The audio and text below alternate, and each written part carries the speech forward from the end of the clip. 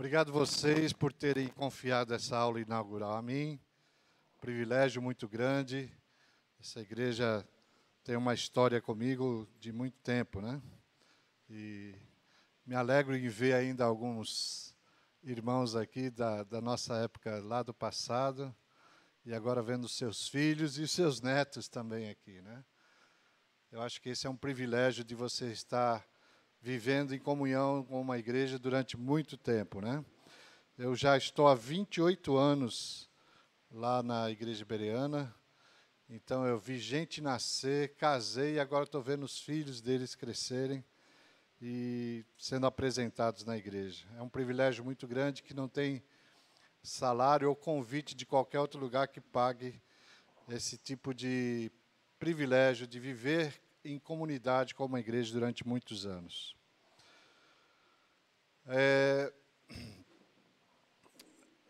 Quando o Renildo falou que era sobre a Bíblia, eu falei, pronto, é um assunto que eu amo profundamente.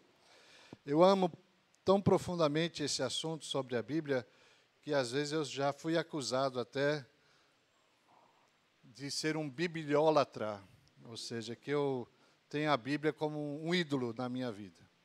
Não é bem isso. Eu nunca, por exemplo, senti uma dor de barriga e fiz assim com a Bíblia, né? Ô, Senhor, cura a minha dor de barriga, né?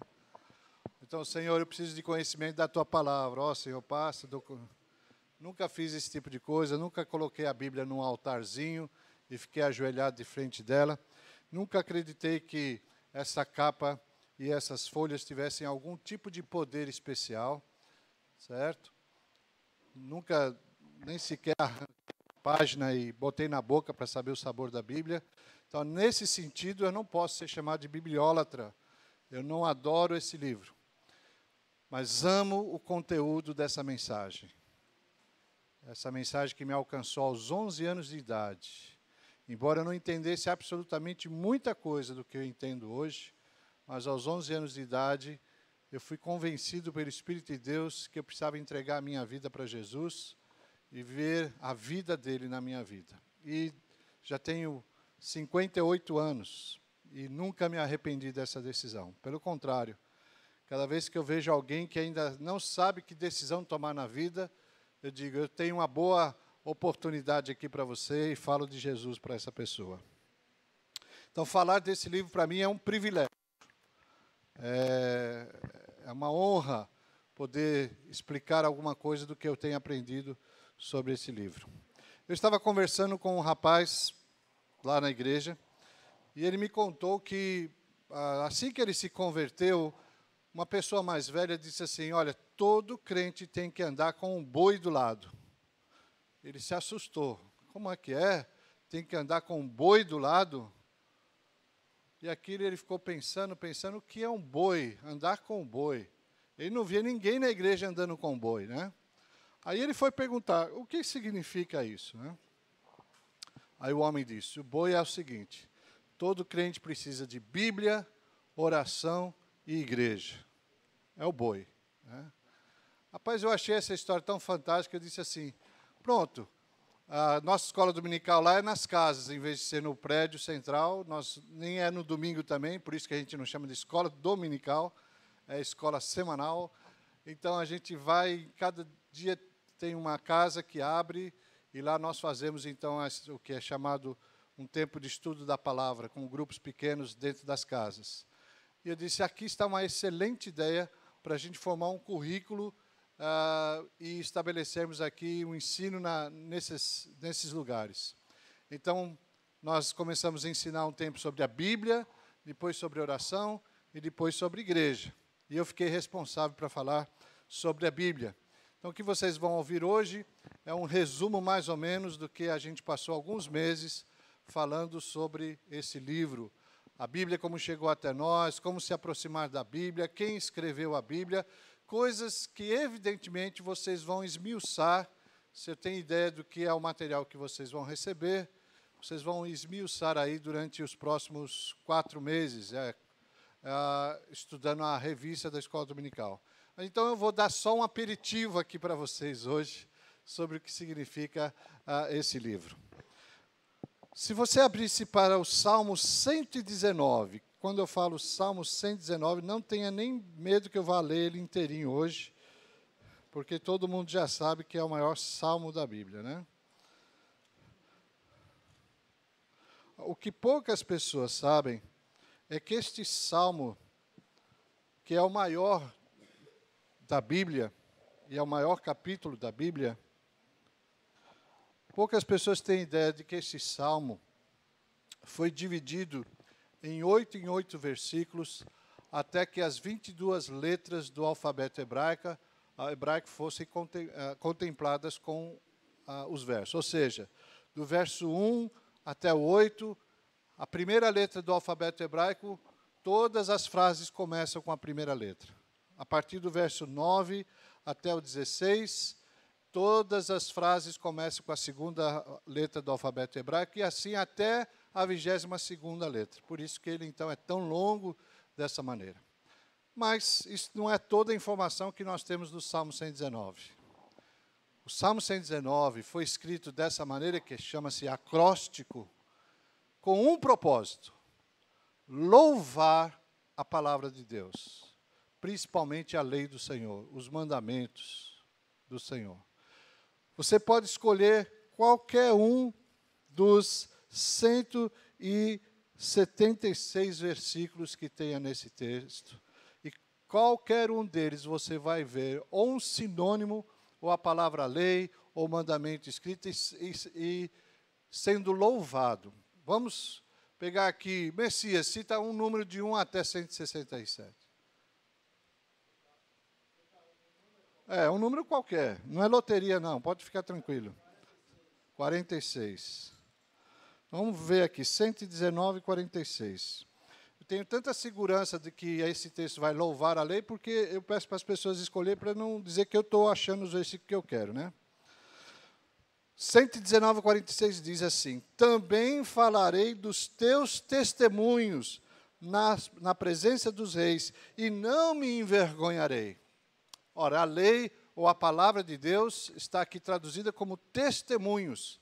E o salmista está dizendo que ele vai falar desse testemunho na presença dos reis, e ele não se envergonhará disso.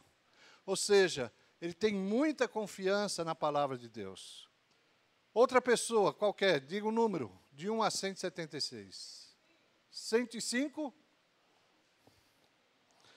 Não é para jogar na loteria esses números não, viu, minha gente?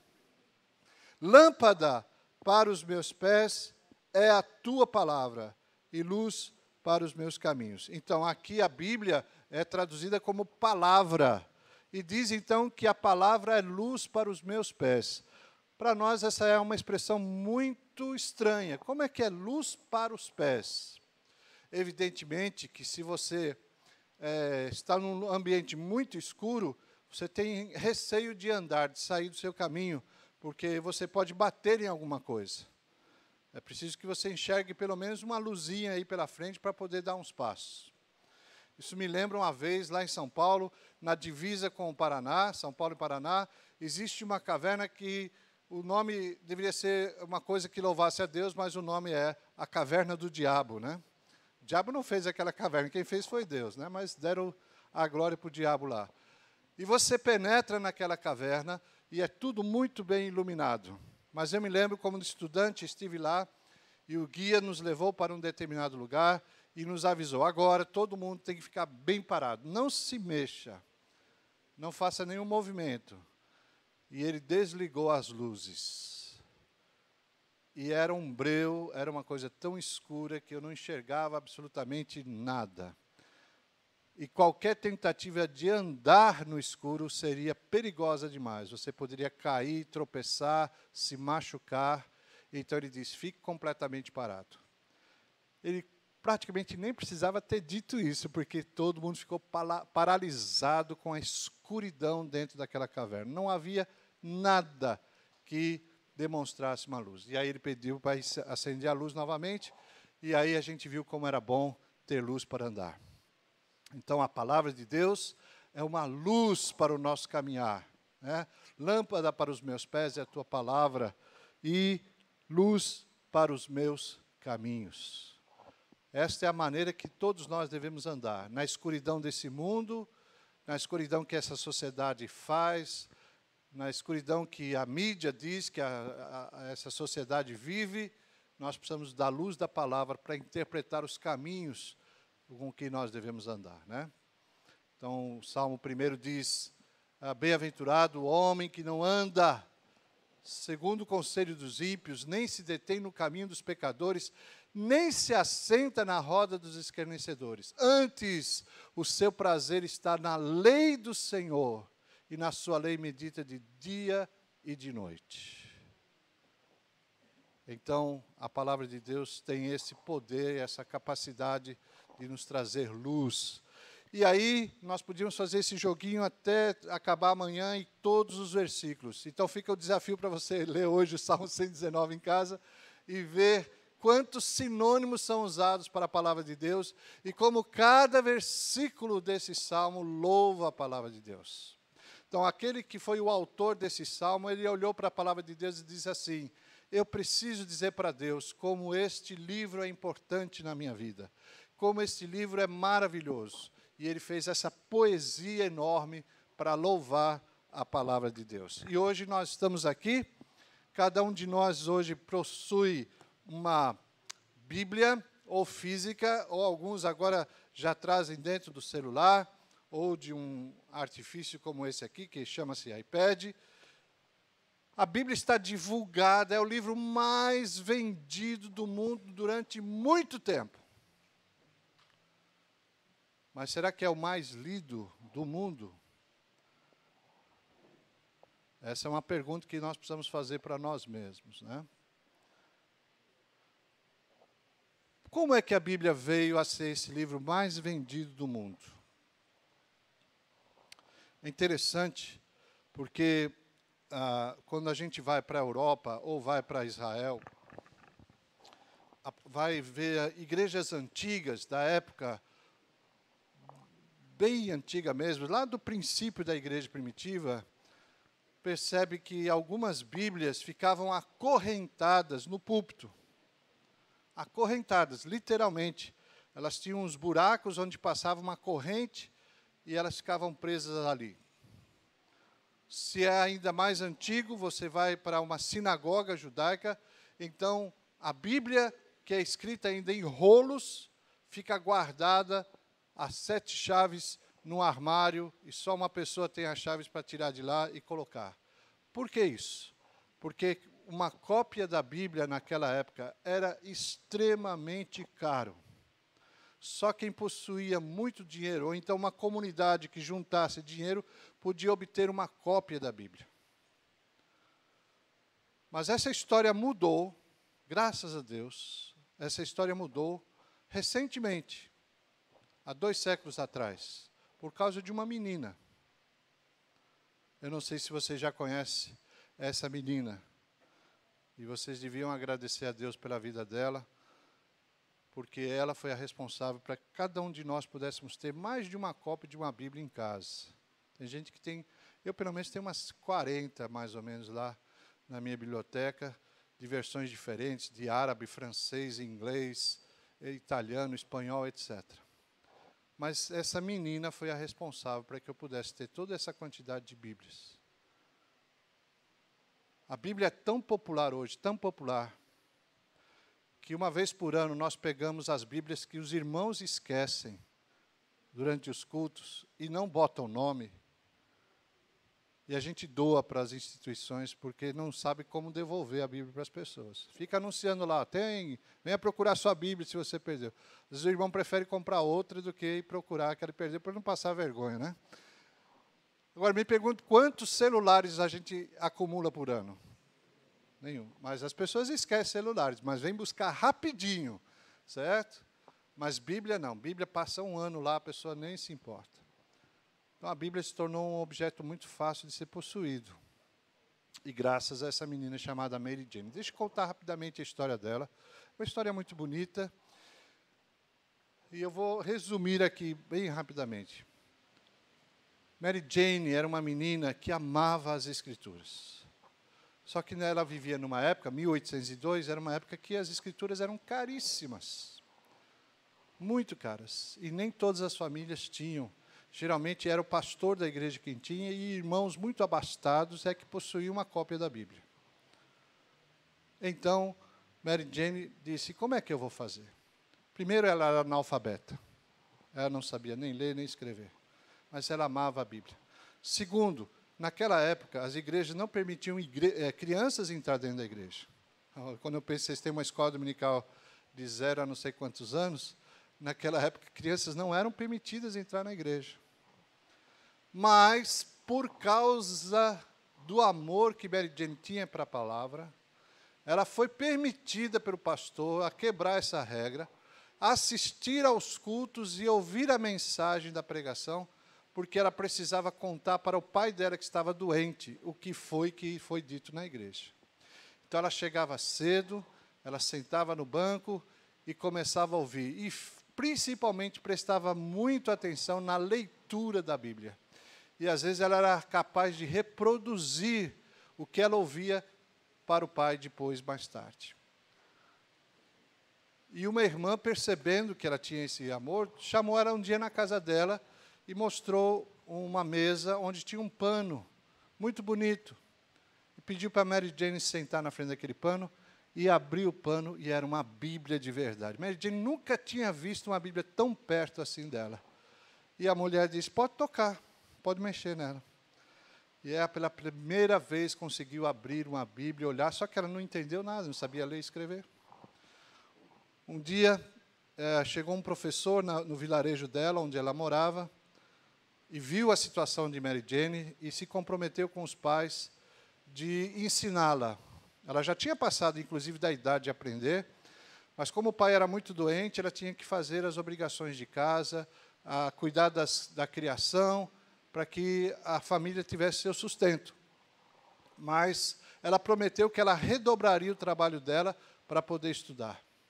E quase com 18 anos de idade já, ela conseguiu aprender a ler e escrever, e visitando aquela irmã que abriu a casa dela, ela começou a ler a Bíblia agora por conta própria.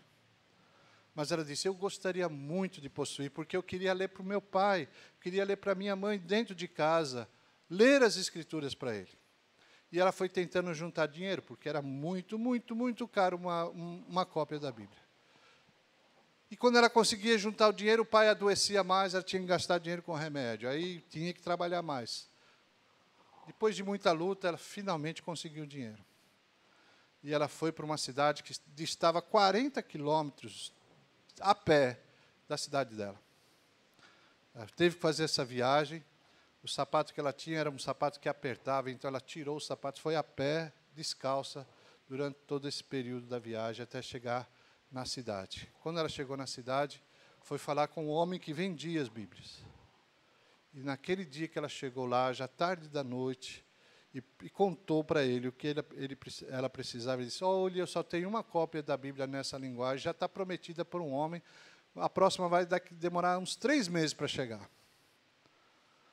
Aí ela caiu numa profunda tristeza, e o homem perguntou, mas por que você está tão triste? Aí ela contou toda a história dela, desde quando ela começou a ouvir as histórias da Bíblia. Aí o homem ficou tão comovido com a história dela, e disse assim, olha, esse homem que vem comprar, ele sabe outras línguas, eu vou vender outra Bíblia para ele, mas essa aqui eu vou vender para você. Vendeu a ela voltou alegre para casa com a Bíblia dela. E aquele homem que vendeu a Bíblia para ela, ele fazia parte de uma organização chamada Sociedade Bíblica. E convocou muitas e muitas pessoas, e contou a história de Mary Jane. E as pessoas começaram a doar dinheiro para que a Sociedade Bíblica conseguisse promover cópias bem baratinhas da Bíblia. Hoje, se você for numa livraria aqui em Natal, é possível comprar uma Bíblia completa, até por R$5.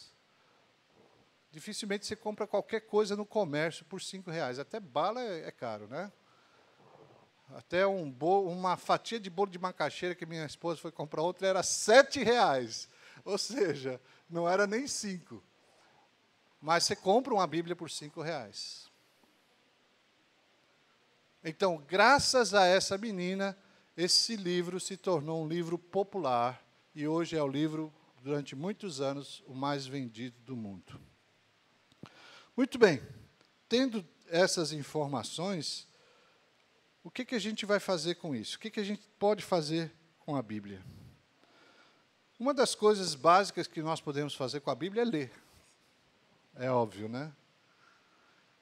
O problema é que, como é que nós lemos a Bíblia? Eu considero que, às vezes, os irmãos estão formando na cabeça de vocês um grande quebra-cabeça. Porque vai pegando uma peçazinha no sermão do pastor Renildo aqui, pega um outro pedacinho da Bíblia quando assiste algum vídeo na internet, pega outro pedacinho quando alguém ensina na escola dominical, e aí na sua leitura diária você pega um outro pedacinho.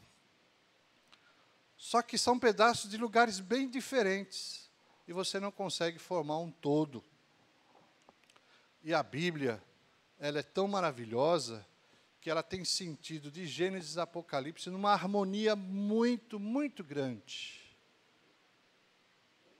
As pessoas que dizem, não, a Bíblia é difícil, a Bíblia é um livro chato, a Bíblia não é arcaica, a Bíblia é isso, é aquilo. Tem muitas críticas em relação à Bíblia, feitas até pelos irmãos mesmo. Mas certamente essas pessoas nunca leram a palavra de Deus segundo um plano de Deus. Há um autor que eu admiro muito, acho que o pastor Renildo conhece ele, é o Dr. D.A. Carson. Já deve ter ouvido falar, eu acho que até o que eu vou dizer ele já sabe. Certo? Ele escreveu um livro chamado O Deus Presente, ou A Presença de Deus, eu sempre me confundo aí, é o Deus Presente. E ele tem exatamente essa mesma noção, que as pessoas não leem a Bíblia, não entendem a Bíblia, porque não sabem como ler a Bíblia. A Bíblia não é um livro apenas que você abre em Gênesis capítulo 1 e vai até Apocalipse capítulo 28. Não. A Bíblia é uma harmonia que você precisa aprender a ler, dentro de um plano. E esse homem que escreveu esse livro, ele diz assim, se você não entender os 3 primeiros capítulos da Bíblia, Gênesis 1, 2 e 3, provavelmente você não vai entender mais nada da Bíblia. Ou seja, toda a Bíblia, ela é baseada, é fundamentada, todas as demais histórias, todas as demais passagens, dependem se nós entendemos o que está escrito no capítulo 1, capítulo 2 e o capítulo 3. E é muito fácil. Capítulo 1, 2 e 3 da Bíblia é muito fácil até de memorizar. Capítulo 1 fala da criação. Capítulo 2 fala mais detalhes sobre essa criação e a criação do homem e da mulher. E o capítulo 3 fala da queda do homem. Pois se você não entender bem esses 3 capítulos, todos os demais capítulos da Bíblia, eles não fazem mais sentido. Eu queria então mostrar para vocês como essa Bíblia é harmoniosa. Como a maioria de vocês conhece o capítulo 1, 2 e 3 de Gênesis, a gente não vai ler os 3 capítulos aqui. Mas eu queria puxar pela sua memória, entendendo algumas coisas sobre Deus e o seu caráter, logo no capítulo 1 de Gênesis. Vocês se lembram, quando vocês já leram Gênesis 1, que no final de cada dia aparece uma frase, e viu Deus que era... Opa! Estão melhores do que meus alunos de seminário. E viu Deus que era bom. E quando ele criou o homem, ele disse que era muito bom. E a única coisa que não era boa era que o homem estava só. Não é bom que o homem esteja só. E aí criou a mulher. Então, pense comigo. Um Deus que faz tudo bom. Qual é o caráter desse Deus Criador que a Bíblia nos revela? É um Deus santo. Vamos colocar aqui um Deus santo. Essas palavrinhas que eu vou colocar aqui vão fazer sentido na Bíblia inteira. Como é que Deus é santo? Deus é santo porque Ele faz tudo e faz bem e faz bom. Ele não faz nada de mal, Ele só faz bom. Deus é santo. Depois você continua lendo Gênesis 1 e descobre que Deus fez todas as coisas, toda a criação, e por último, ele cria o homem, dando-nos a ideia de que todas as coisas foram feitas para o homem. Então, se isso é verdade, o que é que nós temos aqui? O nosso Deus, além de ser santo, ele é um Deus amoroso, porque ele fez toda a criação para nós. Não bastasse isso, você continua lendo Gênesis 1, capítulo 2, e descobre que Deus diz o seguinte: de todas as árvores do jardim comerás livremente, uma prova do seu amor, mas da árvore do conhecimento do bem e do mal não comerás, porque no dia que dela comeres, certamente, muito bem. Então, nisso, nós entendemos que nós estamos tratando com Deus que é justo. O que Ele diz, acontece. O que Ele fala, Ele não volta atrás. O que Ele estabelece é firme. Ele é justo. Deus é santo, amoroso e justo. Aí você continua lendo o capítulo 1. Não acabou, tem muito mais coisas que saem de lá. Aí descobre que na criação do homem, quando Deus fez o homem do barro, disse: façamos o homem a nossa imagem e semelhança. E soprou nas narinas do homem e o fez ser alma vivente. Deus colocou do seu caráter. Quando diz que algo saiu de dentro de Deus para o homem, o que tem dentro de Deus é o seu caráter. Foi do caráter dele que ele colocou, por isso o homem foi criado à imagem e semelhança de Deus. Deus é muito mais do que isso, mas para você ter ideia, Deus criou um homem santo, amoroso e justo. Nós fomos criados, o ser humano foi criado lá no Jardim do Éden com essas características: santo, amoroso e justo, porque esse é o caráter de Deus. Quem pode me dar uma prova de que o homem era santo no capítulo 1 ou 2 de Gênesis? Quem se lembra assim? Bom, santo, o que quer dizer ser santo? Santo significa fazer coisa boa, santo é aquele que tem comunhão com Deus. O que é ser santo, então? Como é que o homem era santo no capítulo 1 e 2 de Gênesis? Alguém pode ter uma ideia? Como é? Muito bem, não há nenhuma menção de que o homem tenha pecado no capítulo 1 e 2. Por isso que Deus podia ter comunhão íntima com o homem, porque o homem não tinha pecado. Isso é uma prova de que o homem era santo. Deus o recebia na sua presença livremente. Mais uma prova que o homem era santo. Bem fácil essa prova. Tá? Se não me engano, no final do capítulo 2, homem e mulher estavam nus e não se envergonhavam. Olha aí, não tinha malícia, não tinha uma visão pecaminosa, não tinha lascívia, não tinha nada nesse relacionamento entre homem e mulher que trouxesse vergonha. Portanto, isso é uma prova da santidade do homem. Então, o homem foi criado santo. Uma prova de que o homem foi criado amoroso. Vai ser bem fácil, né? Os homens aí pensem de maneira romântica, as mulheres, pense-se numa poesia, e você vai perceber que, rapaz, esse homem era amoroso. Não é? E quando Deus criou a mulher, né, tirou lá do homem, esta é a carne da minha carne, é osso dos meus ossos. Diz que o homem se deleitou naquela visão, agradecido demais por a criação da mulher, né? Ele era completo agora, e ele podia reconhecer isso de uma maneira amorosa.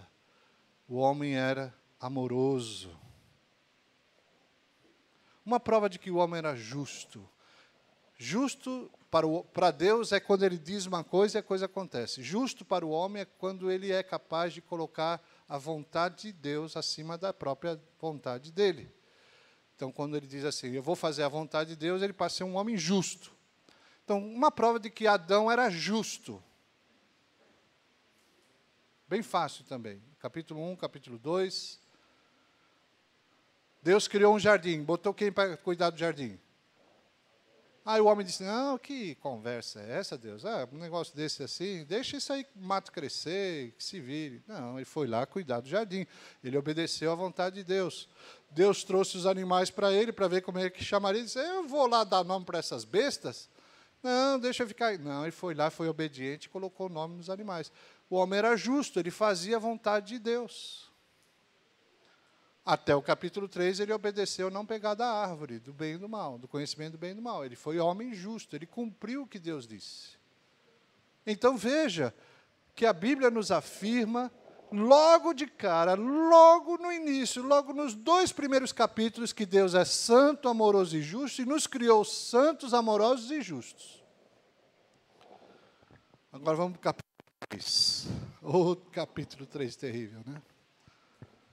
No capítulo 3, Deus continua santo, amoroso e justo. Mas o homem...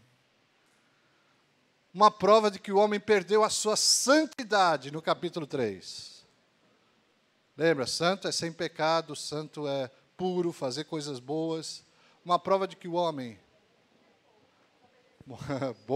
pecou, desobedeceu. Então, desobediência, fez uma coisa errada. Uma prova que a gente já usou para santidade, agora mostrando que ele não era mais santo, foi que ele diz assim, eu vi que estava nu e me escondi. A malícia entrou, a coisa agora ficou vergonhosa. Antes ele via que estava nu e não acontecia absolutamente nada, agora ele consegue enxergar que a nudez é um problema. É tanto que Deus pergunta, quem te disse que tu estavas nu? Você comeu da árvore? Então o homem perdeu a sua santidade. Ele se escondia de Deus, ele não tinha mais comunhão com Deus. É uma amostra de que ele não era mais santo e Deus continuava santo. Uma prova de que o homem deixou de ser amoroso. Essa é bem fácil. Geralmente os maridos cumprem essa prova todos os dias. Botou a culpa na mulher. Não lembra que lá, quando ele era amoroso, esse é o osso dos meus ossos, carne da minha carne. Ai, que privilégio. Papapá. Agora, a mulher que tu me deste, o Senhor é culpado. E ela é culpada. Acabou o amor do homem. É uma prova de que ele se tornou um homem que perdeu a justiça dele. Aí você tem o resto da Bíblia toda para provar isso, né? O homem parou de fazer a vontade de Deus e passou a fazer a sua própria vontade. Esse vamos dizer assim, é o suprassumo, é a coisa mais básica da Bíblia. O que você vai notar a partir de Gênesis 3 é como o homem vai piorando cada uma dessas características e Deus continua sendo isso. E como é que um Deus santo, amoroso e justo trata com um homem que perdeu sua santidade, seu amor e sua justiça? Todo o restante da Bíblia é um retrato de um homem que não é mais santo, não é amoroso, nem é justo. Até que entra Jesus na história. Quando entra Jesus na história, Jesus é Deus. Reconhecemos isso? João diz, no princípio era o verbo estava com Deus e o verbo era Deus. Jesus é o verbo, Jesus é Deus. Se Jesus é Deus, mesmo na sua forma humana, o que se espera é que Jesus seja santo, amoroso e justo. Uma prova de que Jesus é santo. Nunca pecou. Nunca alguém podia acusar Jesus de qualquer tipo de pecado. Ele tinha comunhão com o Pai. O tempo todo ele estava falando Pai, Pai, para cima e para baixo. Orava, era Pai, etc. Então, comunhão com o Pai constante, ele era santo. Uma prova de que Jesus era amoroso. É muito fácil. Curou pessoas, deu a vida por nós, assumiu os nossos pecados. Provas incontestáveis de que Jesus era amoroso. E uma prova de que Jesus era justo.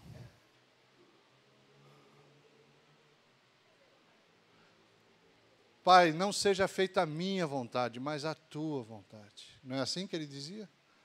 então Jesus era justo porque fazia a vontade do Pai. Ele nunca discutiu com o Pai sobre a vontade dele. Ele sempre disse, faça-se a tua vontade, não a minha vontade. Jesus era justo. Então, Deus, que é santo, amoroso e justo, nos enviou seu Filho santo, amoroso e justo, para tratar com um povo que deixou de ser santo, amoroso e justo. E na cruz, Jesus tratou disso. E o propósito de Deus é dizer assim, eu vou trazer o homem de novo para a sua origem, de santidade, de amor e de justiça.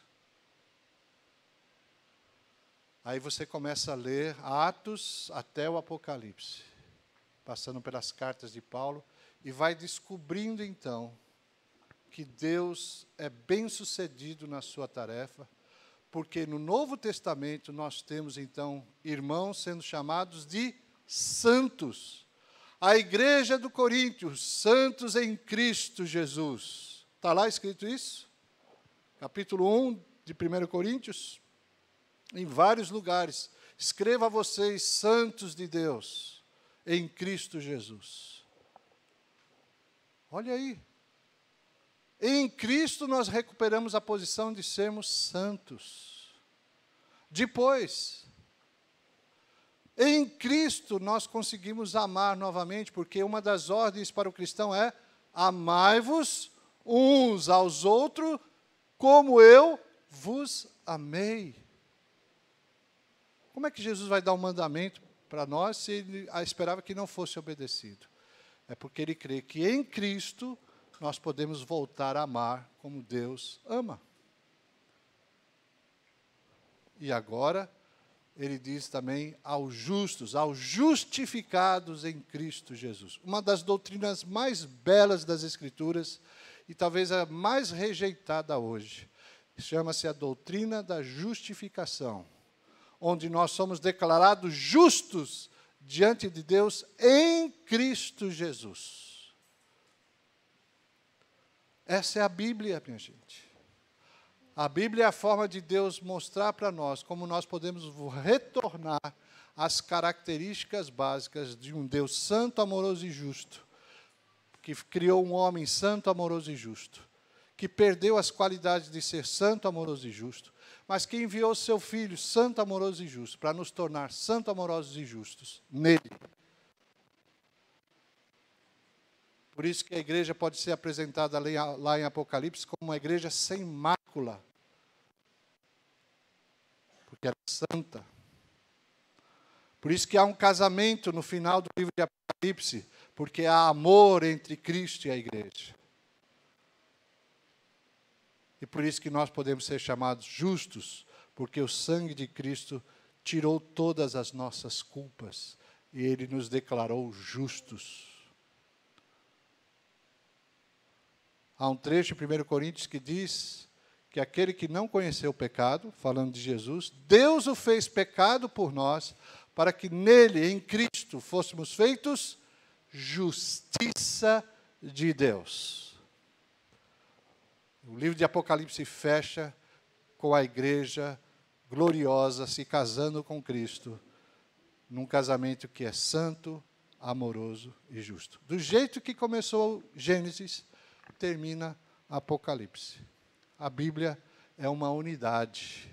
Embora ela tenha 66 livros, frações dessa unidade, mas você consegue ver a mesma mensagem em Gênesis até Apocalipse. Uma pausazinha aqui.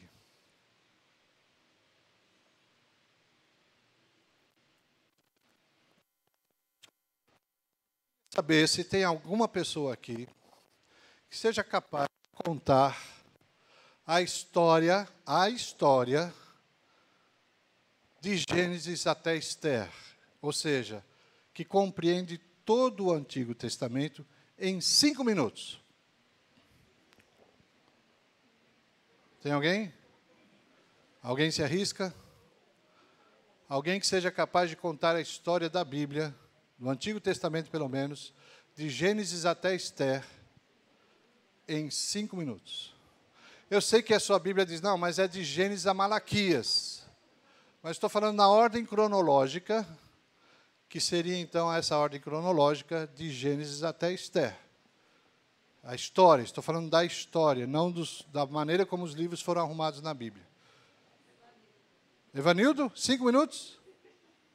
Quem vai cronometrar para a gente? Precisa de um bom cronometrista. Aí, deixa ele preparar e você pega aqui. Só a parte histórica? De Gênesis até Esther. Vamos lá. Oi. Vamos lá. Gênesis 1 e 11 fala da história da criação, da história do homem antes de Noé. 1 a 11, né? E depois de Noé, antes de Noé, o homem se corrompeu e Deus mandou construir a arca, e aí foi salva a família de Noé. Depois começa a nova história com a família de Noé. E aí continua, vem a história de Abraão, né? Deus chama Abraão, e aí vem a família de Abraão, Isaac, Jacó e José. O povo fica escravo do Egito, e aí Deus levanta Moisés. Moisés liberta o povo passa 40 anos no deserto, e aí consegue entrar na terra prometida. Josué e os descendentes dele, né? As pessoas que vieram do Egito, que saíram do Egito, nenhum entrou, nem Moisés. Só os descendentes entraram na terra prometida em Canaã. E a terra é dividida em 12 tribos. E aí Josué morre e começa os juízes. E aí o povo se revolta e não quer mais os juízes governando Israel. E aí o povo pede um rei. E aí Saul é escolhido rei. Depois de Saul, Davi. E aí Salomão. E aí quando Davi. Beleza. Davi, beleza. Certo. Seu filho, aí depois, depois da morte de Davi, de Salomão, as tribos são divididas, né? Os filhos de Roboão e Jeroboão, né? Se não me engano. E aí, 2 tribos do norte e 10 tribos do sul. E aí, ao contrário, né? Ao contrário, isso mesmo. Mas é por isso aí. Vamos lá. Aí depois, a tribo do norte é dispersa, né, as 10 tribos, e aí fica as 2 tribos, Judá e Benjamim, se eu não me engano.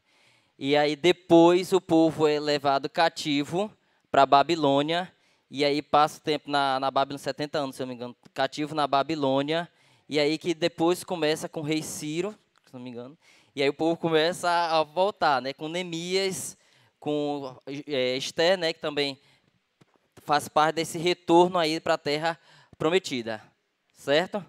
E aí tem o livro de reis, que é a história desses reis aí, tá bom? Desses reis das tribos do norte e das tribos do sul. E as crônicas são os comentários da vida desses reis aí. Até chegar, é isso aí. Contei, mano? Parabéns. Muito bem. Ele deixou muita coisa de fora, mas...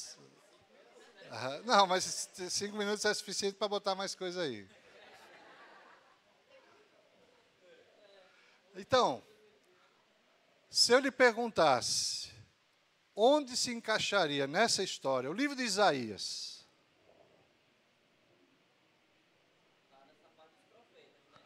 Bom, Isaías era um profeta, joia, bacana, mas em que parte da história esse livro entraria?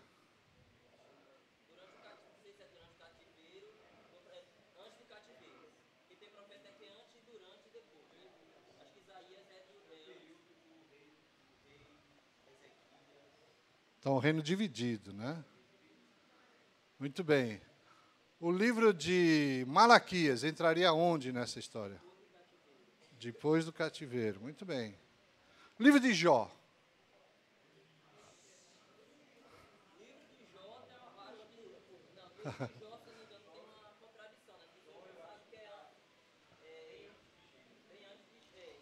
Alguns dizem que ele é contemporâneo de Abraão. Muito bem, como é que ele é capaz de fazer isso? Isso todo mundo deveria ser capaz. É muito fácil, certo?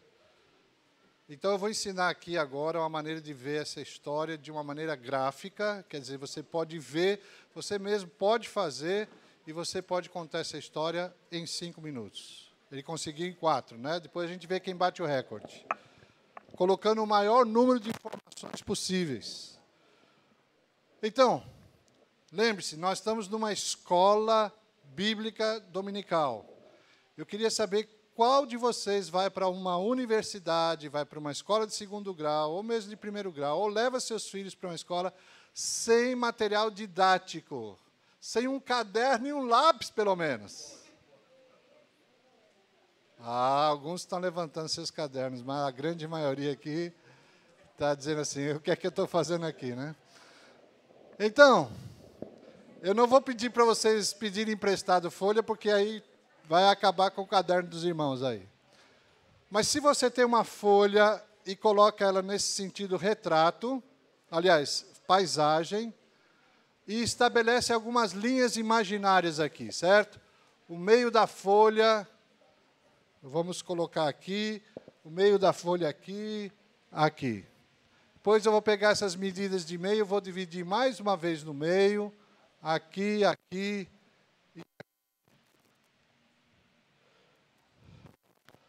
Pronto. Com essas pequenas divisões, nós vamos trabalhar aqui um mapa da história do Antigo Testamento. Veja como é fácil. Na história do Antigo Testamento tinha mares. Então vamos desenhar alguns mares aqui. O primeiro mar que a gente vai desenhar é o chamado Golfo Pérsico. Certo? Golfo Pérsico. Isso aqui é água. Também tem o chamado Mar Mediterrâneo. A gente pega aqui do meio, sobe até quase a pontinha, volta para esse risco de baixo e fez o Mar Mediterrâneo. Ele tem esse nome porque ele fica no meio das terras, Mediterrâneo. Certo? Vai aí. Mar Mediterrâneo. Mar Mediterrâneo. Mar Mediterrâneo. Bom, colocamos esses mares, vamos botar mais um marzinho aqui. Esse marzinho vai começar aqui, vai fazer um V da Vitória, como se fosse 2 dedos. Pronto, é o Mar Vermelho. Coloca aí Mar Vermelho. Mas também tinha rios. Então, vou pegar esse risco aqui do meio e vou puxar uma linha sinuosa até o Golfo Pérsico. E desse outro aqui, eu vou puxar para cá também, fazendo então o Rio Tigre e o Eufrates. Pode ser que a ordem aqui troque, mas eu acho que é assim, Rio Tigre e Eufrates. Aqui no meio nós temos a Mesopotâmia, tem esse nome por causa dos rios, fica no meio, Mesopotamos, rios. Por isso tem o nome hipopótamo. Hipopótamo é o cavalo do rio. Muito bem. Vamos fazer mais um riozinho aqui, um lago. Isso aqui tudo é desproporcional, viu, minha gente? Mar da Galileia, Mar Morto, Rio Jordão. E também, para ficar bonitinho, vamos fazer umas montanhazinhas, né? Você pega, faz um A. E aqui, então, você faz o corte do A como se o pico fosse nevado aí.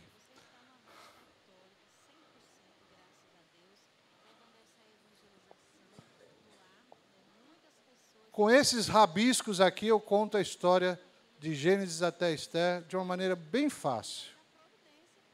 Só utilizando essas pairagens aqui geográficas. Então, nosso irmão começou muito bem. Ele disse que a primeira divisão grande da Bíblia é Gênesis de 1 a 11. Então, só que tem 4 grandes acontecimentos de Gênesis 1 a 11, que nós precisamos lembrar dentro desse conteúdo. É a criação, a queda, o dilúvio e Babel. Esses 4 acontecimentos dominam Gênesis 1 a 11. A criação, a queda, o dilúvio e a Torre de Babel, ou então só Babel. Então, esse número 4 me faz lembrar desses 4 acontecimentos. Você pega aqui o finalzinho do número 4, passa aqui no Golfo Pérsico e dá carona para Abraão e sua família. Abraão aqui de Ur dos Caldeus. E traz Abraão junto do rio. Agora eu vou ter que mudar de lugar aqui. E ele não pode atravessar isso aqui direto, porque é deserto. Morria de sede. Então ele tem que acompanhar as águas. Aqui em Harã, que tem essas montanhas, ele deixa o pai que morre lá, e ele prossegue com seu sobrinho Ló e sua família até a terra prometida. Aqui ele peregrina pela terra, tem um filho chamado Isaac, depois Isaac tem Jacó, os 12 filhos, e anos depois José está lá no Egito, e nós temos 70 pessoas saindo daqui e indo matar a fome lá no Egito. Esqueci de colocar um rio aqui muito importante, que é o rio Nilo. Então a história de Gênesis vai até aqui, capítulo 1 até o capítulo 50. O livro de Êxodo começa aqui e traz o povo que atravessa o Mar Vermelho, ganha a lei no Sinai, que é o monte, e depois eles tinham 40 dias para atravessar esse pedaço de terra aqui, para chegar na terra prometida, mas por desobediência, eles vagaram no deserto durante 40 anos, até que uma geração toda morresse. Moisés observa a terra prometida de cima do monte, e Josué, então, aqui então nós temos o livro de Levítico, Números e Deuteronômio. Josué pega esse povo antes do Jordão, atravessa o Jordão, conquista o sul, o norte e o centro e estabelece as 12 tribos. Nós temos então um período de grande confusão, que é o livro de Juízes, onde o povo até chegou a desacreditar de Deus. E no meio dessa confusão há uma história de amor, que eu vou colocar então um coraçãozinho aqui.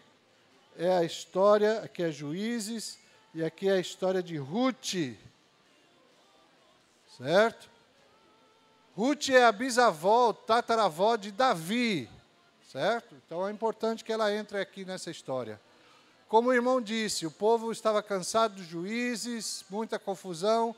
Disseram, nós queremos ser como as outras nações, queremos um rei sobre nós.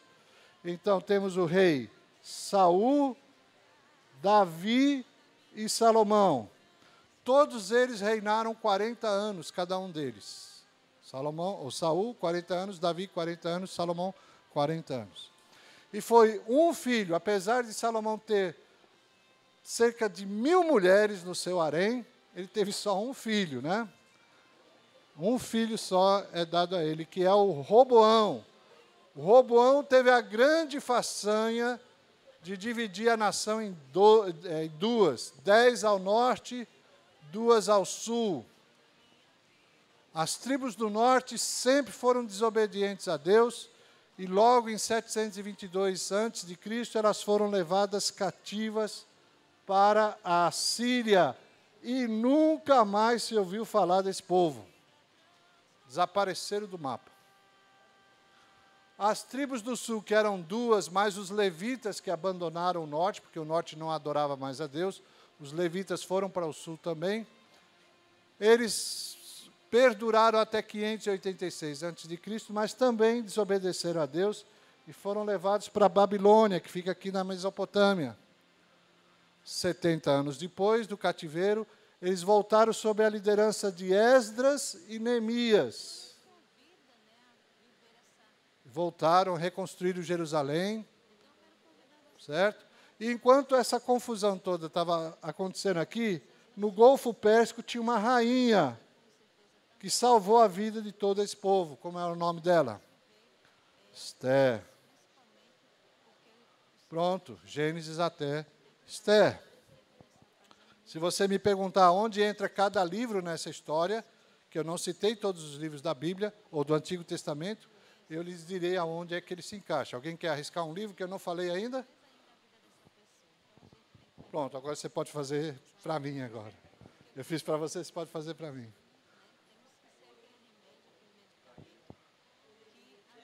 Jeremias ele está em Jerusalém, dizendo para o povo de Jerusalém o que é que está acontecendo com o povo que está na Babilônia. Então, ele é um profeta do período do cativeiro. Quem mais?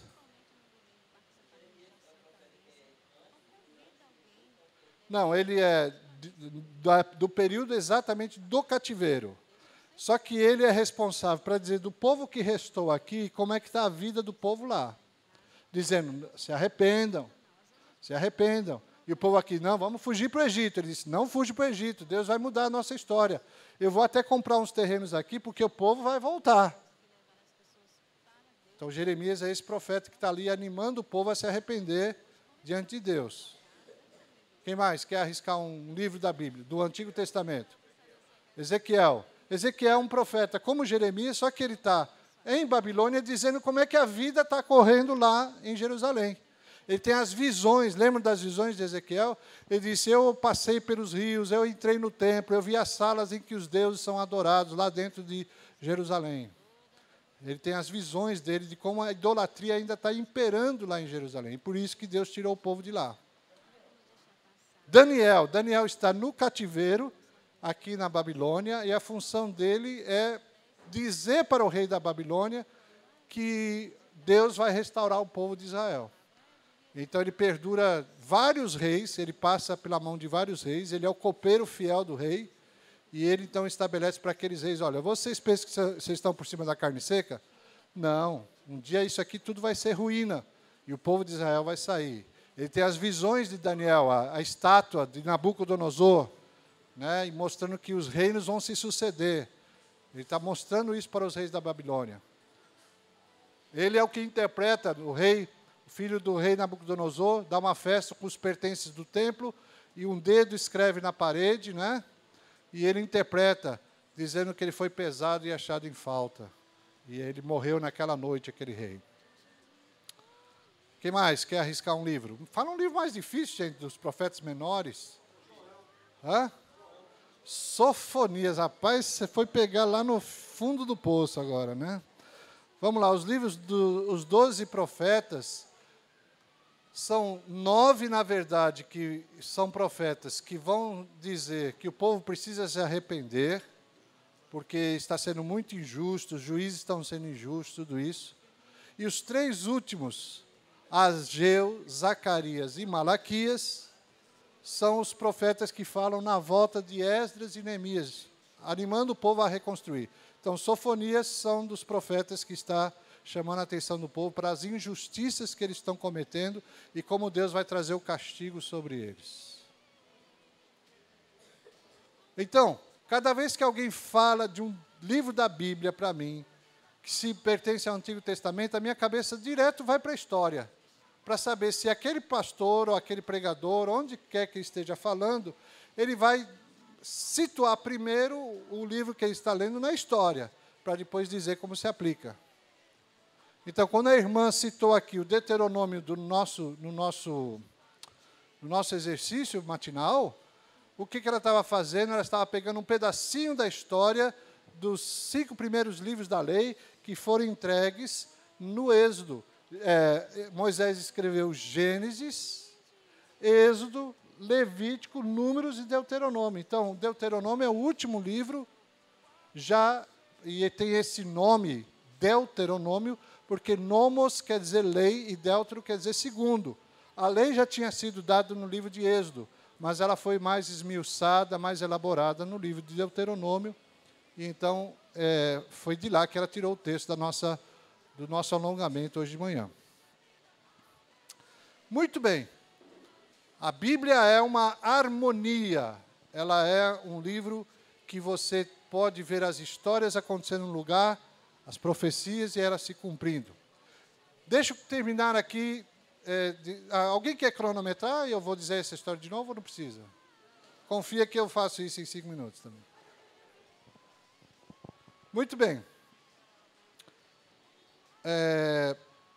Eu queria mostrar agora para vocês como a Bíblia se harmoniza de um jeito muito especial.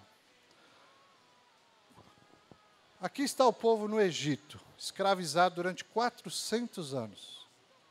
Eles vão sair agora, na liderança de Moisés, vão passar 40 anos no deserto e possuir a terra prometida. Imagine que nós somos esse povo agora. E a única coisa que nos dirige, porque Êxodo, Levítico, Números e Deuteronômios vai ser escrito durante a jornada. Não está escrito ainda, mas Gênesis sim, porque conta a história dos nossos antepassados. Então vamos ver como as histórias de Gênesis nos ajudaria a ter esperança nessa jornada pelo deserto. Vamos lá, eu vou dar o exemplo de Gênesis e você tenta pensar como um povo escravizado que está saindo do Egito. Eu cito um exemplo e você me dá onde é que se cumpre isso nessa jornada. Por exemplo, naquela noite que nós saímos do Egito, parou-se no primeiro lugar e alguém leu Gênesis 1, a criação do mundo. O que é que aquela história nos animaria nessa jornada? Você está lá, 400 anos de história de escravidão, finalmente você é livre, Deus livrou você da mão do faraó, e naquela primeira noite que a gente montou acampamento, alguém leu Gênesis 1 e falou da criação ali de Deus em Gênesis 1, que certamente não chamaria Gênesis 1, mas em Gênesis. Capítulos e versículos só vieram muito depois na Bíblia. O que lhe animaria? Ninguém tem uma ideia? Vocês precisam passar um pouco de escravidão para ter algumas boas ideias, né? Gente, me animaria no sentido de que o mesmo Deus que é o Criador dos céus e a terra, é o mesmo Deus que está me livrando da mão dos faraó e me levando para uma terra prometida. E que diz que nessa terra prometida faz o que nessa terra? Mana, leite e mel. É um paraíso. É um lugar de bênção. É o Éden. É um jardim de Deus para onde eu vou. Isso me animaria. Olha, o que vai ser esse desertozinho aqui na nossa frente, se o que me espera lá é uma bênção de um Deus maravilhoso que fez tudo isso para mim. Passou-se uma semana no deserto, aquele solzão, aquele calorão, não tinha ventilador naquela época. O que a história de Caim e Abel teria me ajudado a vencer as jornadas que eu tinha pela frente? Vocês se lembram da história de Caim e Abel, não lembra? O que é aquela história que foi lida agora, na noite anterior? Puxa, o irmão matou outro irmão. Como é que isso me animaria a saber que eu vou enfrentar pela frente?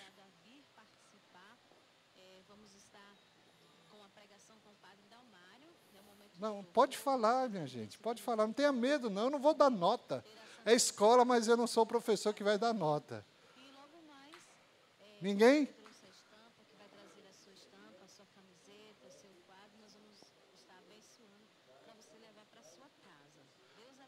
Eu só não peguei o comecinho da sua palavra.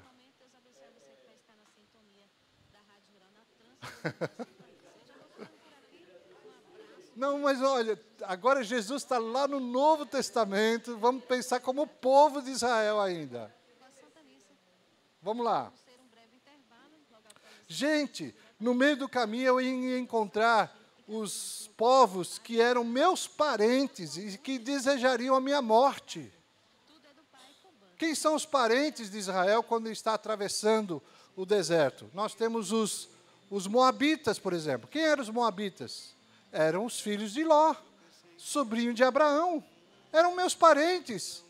E quando eu passo pelos moabitas, você acha que eles foram lá com rosas e doces para me receber? Não, contrataram um profeta lá que era corrupto para nos amaldiçoar. Já tinha. E da grande ainda, não era pouca, não. E você entende que saber que um irmão lutou contra o irmão, eu saberia que eu estou do lado de Deus, servindo a Deus, mas tem parentes meus que querem a minha morte. Talvez você não ficasse tão animado com isso, mas você diz assim, o Senhor vai me dar coragem para enfrentar esse tipo de inimigo. Os edomitas, os amonitas, todos eles eram parentes de Israel. E se você ler a história, você vai ver que eles botaram para quebrar em cima de Israel, quando Israel passou ali. E Deus disse, olha, vocês não façam nada contra eles, eles são seus parentes. Vocês não invadam a terra deles, não comam nada. Se vocês vão querer alguma coisa deles, comprem deles. Mas não façam nenhum mal, porque eles são seus parentes. Aí do outro lado, não encontraram a mesma coisa, né? Os outros queriam matá-los. Muito bem. Se você, por exemplo, pegar o capítulo 13 de Gênesis, eu já dei um pulão aí, mas depois eu posso voltar. Capítulo 13 de Gênesis é a peregrinação de Sara e Abraão no Egito. Vocês vão se lembrar, principalmente as mulheres vão se lembrar dessa história. Sara era muito bonita. Apesar de ser uma, que a gente diria hoje, coroa, ela era muito bonita. E Abraão, com medo de que iam matá-lo por causa da sua esposa, disse, diga que você é minha irmã. Aí o faraó botou o olho em Sara. Opa, ô mulherão. O que você é dela? Ah, sou só irmão. Ah, então ótimo, vem cá. E pegou Sara para ser esposa dele, do faraó. E deu presentes a Abraão. Enriqueceu Abraão. Abraão devia ter lá uns jumentinhos, umas cabritas. O faraó, por amor a Sara, encheu ele de presentes. Mas aí Deus botou um castigo em cima do faraó de pragas e doenças. E o faraó, o que é que está acontecendo? E aí foi revelado a ele de que a esposa que ele havia tomado era a esposa de Abraão. Ele estava em adultério. Ele pegou, tirou Sara do harém dele e devolveu para Abraão. Sai daqui, seu desgraçado. Senão meu povo todo vai morrer. Imagine, você saiu do Egito há poucos dias e alguém lê essa história para você. O que você pensa? Hã? Não se misturar? Não, você iria pensar, puxa, aconteceu conosco a mesma coisa que aconteceu com o pai Abraão. Por quê? Israel não é a esposa de Deus? Não é assim que Israel é chamado na Bíblia, a esposa de Deus? O faraó pegou a esposa de Deus e quis fazer miséria com a esposa de Deus. Aí Deus mandou pragas. Lembra da história das pragas do Egito? E diz, deixa meu povo ir, deixa meu povo ir. Deixa. E o faraó duro. Até que teve a praga dos primogênitos, né? Os primogênitos morreram. E o que aconteceu quando o povo estava saindo do Egito? O que os egípcios fizeram para se aliviar daquele povo? Deram o que para esse povo? Muitos presentes, muitos. Que os israelitas saíram de lá, eles eram escravos, eles não tinham nada, mas saíram cheios de coisas. Para depois construir o tabernáculo no deserto, né? Foi desse material que eles usaram. Eles repetiram a história de Abraão e Sara. Eles eram Sara, que os faraós agora expulsava eles e dava presentes para ele. Aconteceu a mesma coisa. Chegaram ao acampamento, na frente está o Mar Vermelho. Que história Moisés teria lido naquela noite, quando depois o Mar Vermelho se abre? Qual história seria a melhor história do mundo para contar para aquele povo acampado em frente ao Mar Vermelho? O dilúvio, muito bem. Como é que Deus lida com muitas águas? É o mesmo Deus que vai lidar com muitas águas do Mar Vermelho. No dilúvio, Noé e sua família passaram a seco pelo dilúvio. Moisés e os filhos de Deus passaram a seco. No dilúvio, a humanidade foi castigada por sua maldade. No Mar Vermelho, os egípcios foram castigados por sua maldade. Imagine Josué agora, aqui, ó, pronto para entrar com o povo na terra prometida. Vencer aquelas cidades altas. Qual a melhor história que eles poderiam ouvir a respeito de saber que Deus é o mesmo Deus que era o mesmo Deus antes lá? Eles vão enfrentar muralhas muito altas. Que história era boa para ouvir nessa hora? Me conta uma história de uma muralha alta, de uma... A Torre de Babel, muito bem. Já pensou naquela noite, eles ouviram a história de que Deus foi capaz de lidar com uma construção que, diz o texto, chegava até o céu. E os espias, quando entraram na terra e voltaram, 10 espias dizendo, não vamos entrar, porque as cidades, as muralhas chegam até o céu. E Josué e Caleb, e Josué é um deles que vai entrar, diz, o mesmo Deus que lidou com Babel é o mesmo Deus que vai lidar com aquela cidade fortificada. Qual história eles podiam fazer comparação no Antigo Testamento, ou no livro de Gênesis, quando uma família é salva da destruição de uma cidade? Que história é essa? Vocês se lembram? Ló e sua família de qual cidade? Sodoma e Gomorra. Agora eles vão entrar na cidade, e tem uma cidade chamada Jericó. E qual é a promessa? Que uma família lá iria ser salva também, porque Raabe acolheu os espias e colocou uma fita vermelha na janela da sua casa, e quando a cidade caiu, a primeira providência que eles fizeram foi tirar Raabe de lá, salvando a família de Raabe da destruição de Jericó. Vocês entendem? Como as histórias de Gênesis, elas foram escritas para servir de apoio ao povo que iria andar pelo deserto. E mais, se você for para 1 Coríntios 10, você vai ver, estas coisas foram escritas para servirem de exemplo para nós. O apóstolo Paulo pega essas mesmas histórias e aplica agora para a igreja, dizendo que essas histórias servem de exemplos, de modelo para nós, para que a gente não imite as coisas erradas desse povo, mas imite as coisas certas que eles fizeram. Então a Bíblia é uma harmonia, de Gênesis a Apocalipse. É uma grande harmonia. E que eu espero que hoje de manhã você vai sair para casa e dizer assim, eu preciso olhar para a minha Bíblia de uma maneira diferente. Eu preciso descobrir a revelação de Deus e como Deus quer falar comigo. Como é que eu estou nesse plano de Deus?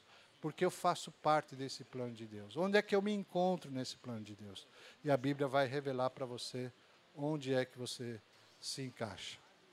Quando eu tinha mais ou menos uns 17 para 18 anos, eu já tinha feito a minha decisão uns 7 anos atrás, e um dos primeiros presentes que eu ganhei de aniversário, quando eu já aprendi a ler e escrever, foi uma Bíblia que minha mãe me deu.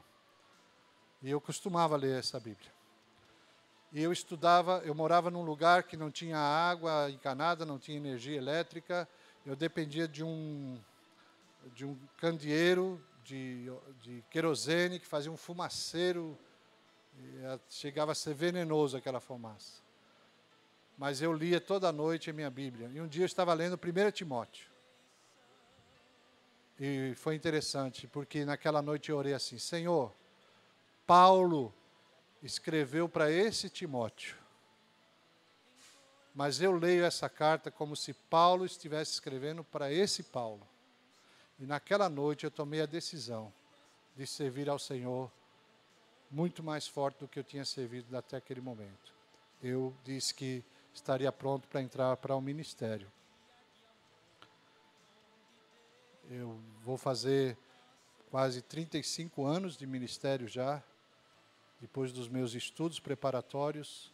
Pastoreei 2 igrejas, tenho sido muito abençoado em ser pastor de igreja.